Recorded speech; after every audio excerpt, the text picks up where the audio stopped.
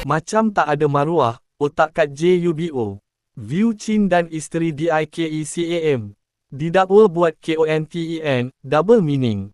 Sebelum kita melangkah jauh, yang belum lagi subscriber, apa kata anda subscriber dan tekan butang loceng untuk notifikasi video selanjutnya? Usahawan dan pempengaruh kontroversi, View Chin bersama isterinya, Amirah, sekali lagi menjadi perhatian selepas kandungan terbaharu mereka menerima kritikan daripada pengguna media sosial. Menerusi rakaman pendek yang dikongsikan, Amirah dilihat sedang berbaring sebelum View Chin muncul dalam situasi yang disifatkan segelintir netizen sebagai mempunyai unsur dan maksud tersirat. Walaupun pasangan itu mungkin berniat menghasilkan kandungan berbentuk jenaka antara suami isteri, beberapa pengguna media sosial mendakwa cara penyampaiannya keterlaluan sehingga menyerupai kandungan soft porn.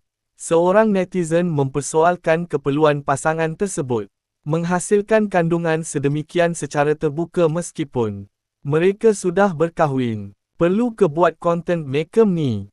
Taulah dekawan tak hormat sikit orang bujang oi. Macam maruah dia dah hilang laki bini buat konten stupid. Otak dukit jubo. Macam tak ada maruah buat konten double meaning macam ni. Bagaimanapun, reaksi tersebut hanyalah pandangan pengguna media sosial terhadap video berkenaan. Setiap kandungan juga boleh ditafsirkan secara berbeza bergantung kepada cara penonton memahami aksi dan dialog yang ditampilkan.